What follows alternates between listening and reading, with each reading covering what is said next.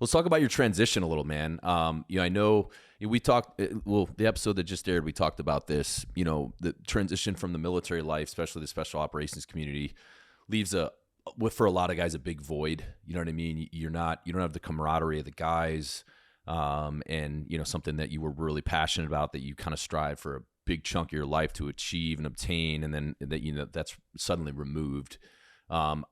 As when I went to the Stronghold event with Donnie, I kind of learned through some of those guys that were there, NFL guys, that it's a similar transition with NFL guys and with pro athletes, right? And I'm curious how your transition went. You're not the man anymore, right? You're not this. I mean, you are still fucking dangerous, but you're not maybe seen in that same light. How'd you deal with that? And were there any difficulties in the beginning? And just walk us through that. Yeah, man, and I wouldn't even say it's so much, it's not like the recognition that you miss. I miss the violence of the game. I miss waking up, having a fucking set schedule that somebody else has already made. And the routine is already it's there. So you just within that routine that they create, then you create your own routine. And it's perfect. It's so easy. Everything is written down for how you're supposed to live your day to day. It's so easy. It's been like that since college, even in high school it was like that. It was I knew where I had to be, when I had to be there, and it was easy. And then it's gone. And you're just well, what the fuck do I do now? And then it's you start missing you miss the violence, you miss the routine. I had to create a routine. So I just started training. I was I'm going to keep training. I had to do a lot of rehab on my hips anyways. So that kept me in a routine. I had found my love of bow hunting again, because I loved bow hunting when I was a kid, and you didn't have time for it when I was playing. So I found that love again, and could not wait to get out in September and chase elk. So I used that as my motivator. Was okay, I want to be able to dominate, in the mountains and kick ass there. So I focused on that. And then I focused on trying to be the best husband and father, which is can be unfulfilling sometimes. You know what I mean? You get instant gratification in football because you get a good job. You know what I mean? I don't it's not my wife's job to fucking praise me every time I take the trash out. You know what I mean? It's, so it's it's sometimes I'm well, cause you know how it is.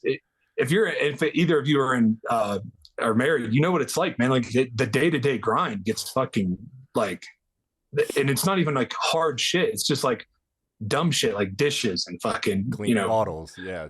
Figuring out who's eating dinner. I always had somebody cooking food for us, because I had to eat so much food. It was unreasonable for me to try to make this much food. Right. So it was now I'm figure who the fuck's cooking dinner tonight?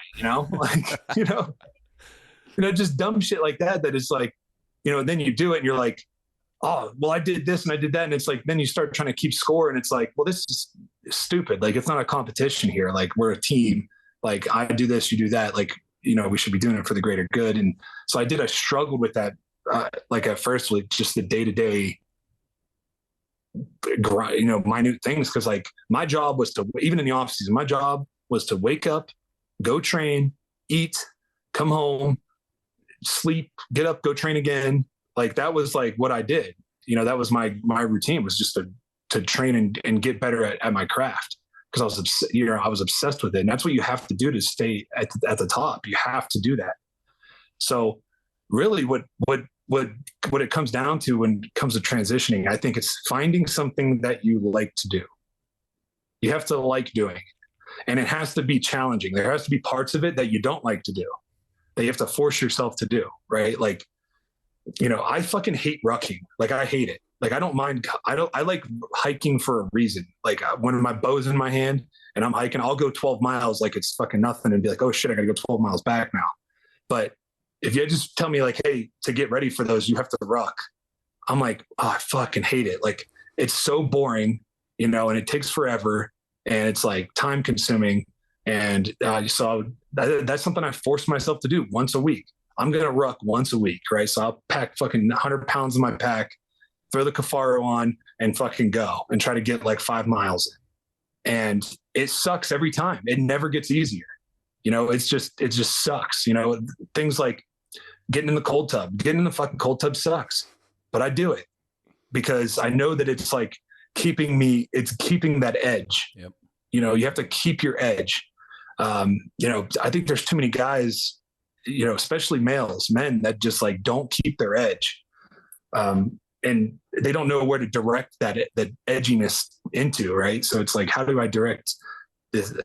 Where's my team? Right. Like, who's my team? Who am I doing this for? What am I doing it for? There's no purpose. So I found something that gave me purpose. Right. And that is just like bow hunting. Like, I fucking love it. You know, I'm like obsessed with it. So it gives me something to look forward to.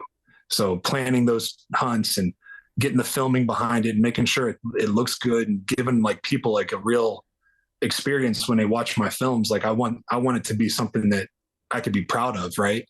I don't want to, it's gotta be something I would watch. You know, I have to enjoy watching my own films. And I did that in the first year. I was like, man, these fucking suck. Like, I got to do better. So year 2 come in, and when you're dealing with like unknowns, like wild animals, sometimes you're not going to kill. That's just the way it goes. Like when you're hunting, like you're just not going to kill. So I was putting all this pressure on myself to get a kill. And then I was like, okay, now I'm not having fun because I put all this pressure on myself to get a kill. So what is it really about? Right? It's not about fucking killing animals. It's about being out there and being in the wilderness and sharing that experience with people, about just being out there. And that's, once I figured that out, I was like, okay, now I can have fun again. And then now I'm doing the podcasting, and I love that because I get to talk to people and find out that you can relate. Most people, like, you can relate with most people. Like all the division that goes on in our country right now, if people just sat down and had a conversation, they'd find out that like they probably disagree on like 4 or 5 different things, but there's probably 100 other things that they agree on. Right? Like most people on the left, we could probably come to an agreement on most things, right? But I'm not going to ever think it's okay to fucking cut a kid's dick off and invert his dick. Like, we're not doing that. Like, that's not cool. You know what I mean? And I'm never going to think it's okay for pedophiles to be walking the streets, you know? So those are hard no's, but I do think that you should be able to fucking carry your weapon wherever you want, whenever you want. And I think you should be able to smoke weed if you want. Like, and I think that, you know, those 2 things that, you know, most people can agree on.